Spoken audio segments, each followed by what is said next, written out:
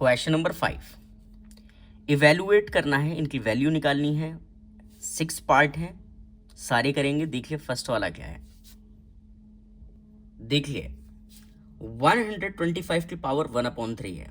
आप क्या करें, 125 के फैक्टर लें। मैं इधर लेता हूँ।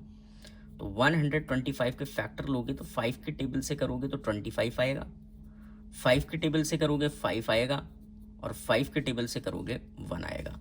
मतलब आप 125 को लिख सकते हो क्या, 5 इंटू 5 इंटू 5। 5 कितने बार लिखा है, तो 5 लिखा है 3 बार। तो मतलब 125 को आप ये लिख सकते हो। ठीक है, तो वही करना है आपको। 125 को क्या लिखना है, 5 की पावर 3, और बाहर पावर कितनी चल रही है, वो है 1/3। ठीक है, अब देखो इन दोनों पावरों की मल्टीप्लाई हो जाएगी। तो 5 की पावर 3 की मल्टीप्लाई किससे होगी, 1/3 से। ऐसा क्यों, अगर लिखा हो a की पावर m और बाहर लिखा हो n, तो इन दोनों पावरों की मल्टीप्लाई हो जाती है, m इंटू n। तो यही लॉजिक लगाया है, ये m है ये n है, दोनों की मल्टीप्लाई। ठीक है, अब देखो 3 से ये 3 टाइम्स कैंसिल, 3 1 जा 3, 3 1 जा 3, और 3 की 1 से करोगे तो 1 आएगा। तो कुल मिलाकर आपका आंसर 5 आया। ठीक है, चलते हैं अब नेक्स्ट पार्ट पर। देखिए 64 की पावर 1/6 है। तो सबसे पहले आप 64 के फैक्टर लीजिए। तो 64 के लोगे तो 2 की टेबल से 32, 2 की टेबल से 16, 2 की टेबल से 8, 2 की टेबल से 4, 2 की टेबल से 2, और 2 से 1। यानी कि आप 64 को लिख सकते हो क्या, 2 into 2 into 2 into 2 into 2 into 2। 6 बार लिखा है, यानी कि 2 की पावर 6 ये लिखा जा सकता है 64 को। ठीक है, इसको ये लिखा जा सकता है। तो अब आ जाइए इधर। तो जो आपका 64 है उसे आप लिख सकते हो 2 की पावर 6, और बाहर क्या है 1/6।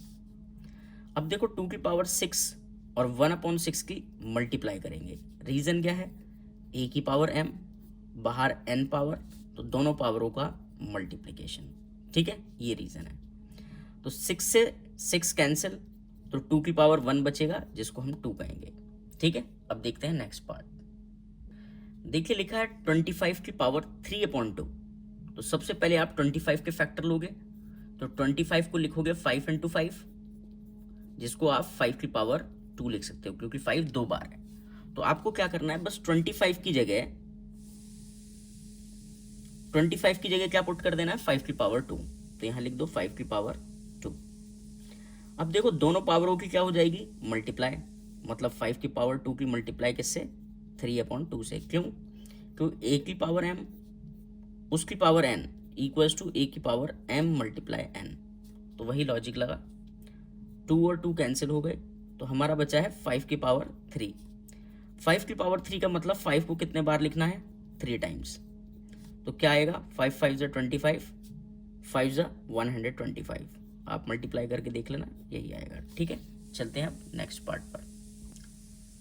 81 की पावर 3/4 है। तो सबसे पहले आप 81 के फैक्टर लीजिए। तो मैं 81 के अगर फैक्टर लूँगा तो सबसे पहले 3 के टेबल से, तो 3 2 जा 6, और 3 7 जा 21, 3 की टेबल से 9 टाइम्स, 3 की टेबल से 3, और 3 की टेबल से 1। मतलब 81 को आप लिख सकते हो क्या, 3 की पावर 4।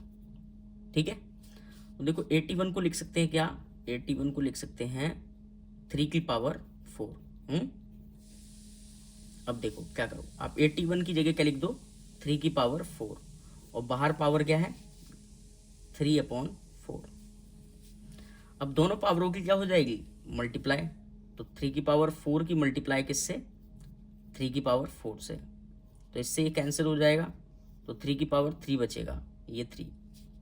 यानी कि 3 इंटू 3 इंटू 3, 3 3 जा 9, 3 जा 27। तो हमारा आंसर क्या आया, 27। यहाँ फॉर्मूला और मेंशन कर देना कि a की पावर m उसकी power n equals to a की पावर m मल्टीप्लाई n। ठीक है, चलते हैं नेक्स्ट पार्ट पर। 64 की पावर -1/2। आप 64 के फैक्टर लीजिए पहले।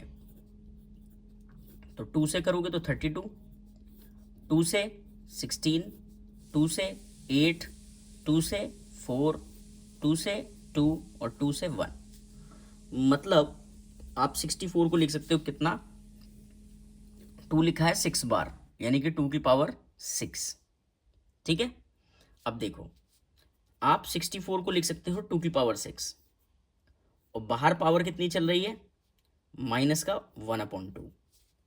दोनों पावरों की क्या करेंगे, मल्टीप्लाई। क्यों, क्योंकि a की पावर m उसकी भी power n equals to a की पावर m मल्टीप्लाई n। अब 2 से इसको कट करोगे तो 3 टाइम्स, तो 2 की पावर 3 की -1 से मल्टीप्लाई करोगे क्या आएगा, -3। ठीक है, 2 से ये कैंसिल 3 टाइम्स, और 3 की -1 से मल्टीप्लाई करोगे तो 3 -3। ठीक है, अब देखो अगर कभी ना पावर ऐसे लिखा हो निगेटिव में, तो आप इस पावर को ना पॉजिटिव लिख सकते हो। बस क्या करना पड़ेगा, 1 जो भी लिखा है पावर पॉजिटिव, तो वही लॉजिक लगा के हम वही फॉर्मूला लगाकर इसको कर रहे हैं। तो इसको पॉजिटिव लिखना है, इस पावर को पॉजिटिव लिखना है, हमेशा ही लिखना पड़ेगा। जब भी आपकी निगेटिव पावर मिलेगी ना, तो आप आंसर पॉजिटिव में छोड़ोगे।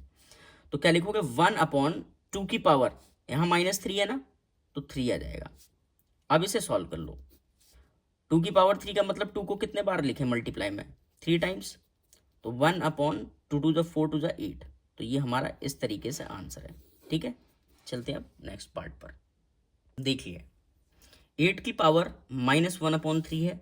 आप सबसे पहले 8 के फैक्टर ले लो, तो 2 से करोगे 4 टाइम्स, 2 से करोगे 2 टाइम्स, और 2 से करोगे 1 टाइम्स। मतलब अब आप 8 को लिख सकते हो 2 की पावर 3। ये 3 बार लिखा है ना 2, तो 3।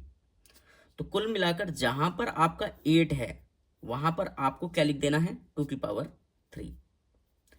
अब देखो नेक्स्ट स्टेप में क्या करो, फॉर्मूला लगाओ, दोनों पावरों की मल्टीप्लाई। 3 की मल्टीप्लाई किससे, -1/3 से। ऐसा क्यों किया, क्योंकि a की पावर m और उसकी भी पावर n, तो दोनों पावरें क्या हो जाती हैं, मल्टीप्लाई। ठीक है, तो देखो 3 से ये कैंसिल, और 2 की पावर क्या बचा, -1। अब मैंने आपको बताया था नेगेटिव पावर छोड़ते नहीं है, तो पॉजिटिव कैसे होगी, 1/2 की पावर 1, यानी कि 1/2। ये रीज़न जो लगाया है आपने, ये फॉर्मूला लगाया है, तो इसको मेंशन कर देना आप कि अगर a की पावर -m हो, मतलब किसी नंबर की पावर नेगेटिव हो, तो पॉजिटिव होती है अगर आप उसे 1 के नीचे ले जाते हो। तो ये फॉर्मूला हमने लगाया। ठीक है, चलते हैं अब नेक्स्ट क्वेश्चन पर।